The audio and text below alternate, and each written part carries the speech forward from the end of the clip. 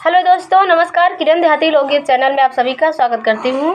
Hello दोस्तों, हम मिर्ज़ापुर अनीता विश्वकर्मा, हमारे चैनल में आप लोग का स्वागत है। हेलो दोस्तों, मैं हूँ शोभा विश्वकर्मा और शोभा शिव ब्लॉग चैनल पर आप सभी दोस्तों का स्वागत और अभिनंदन करती हूँ।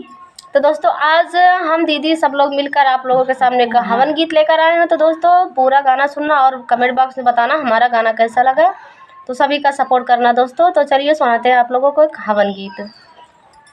गोकुल में जहिड़ बड़े भारी हवन कर कृष्ण मुरारी, गोकुल में भीर भय भारी हवन कर कृष्ण मुरारी, मैया यशोदा नाली पावे, मैया यशोदा नाली पावे, चौका पूरा राधा प्यारी हवन कर कृष्ण मुरारी, चौका पूरा राधा प्यारी हवन कर कृष्ण मुरारी, गोकुल में भीड़ बड़ी भारी हवन कर कृष्ण मुरारी, गोकुल में भीड़ बड़ी भारी हवन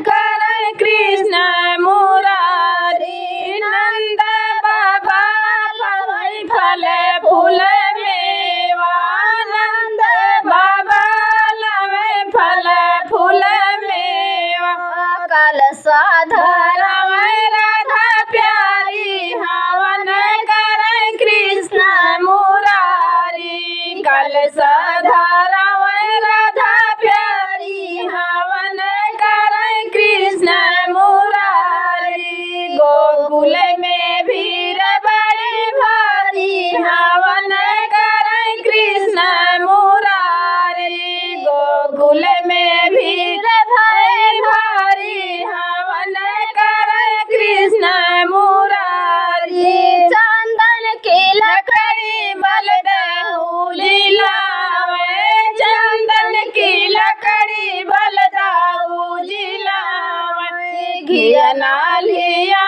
राधा प्यारी हवन कर कृष्ण मुरारी, घिया नालिया राधा प्यारी हवन कर कृष्ण मुरारी, गोकुल में भीड़ बड़ी भारी हवन कर कृष्ण मुरारी, गोकुल में भीड़ बड़ी भारी हवन कर कृष्ण मुरारी, काशी बनारस से पंडित आवे, काशी बनारस से पंडित आवे, स्वाहा कोई गुजर कारी हवन कर कृष्ण मुरारी, स्वाहा कई गुजर कारी हवन कर कृष्ण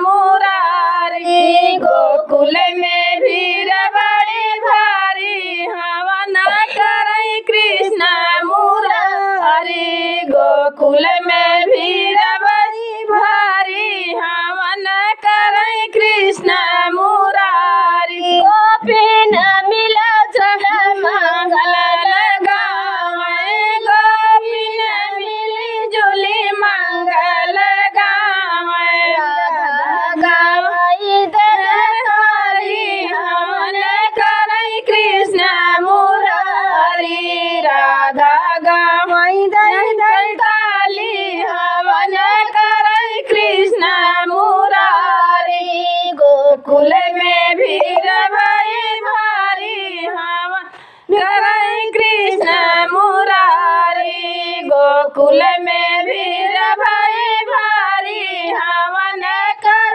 कृष्ण मुरारी। दोस्तों, धन्यवाद। हमारा गाना कैसा लगा कमेंट बॉक्स में जरूर बताना।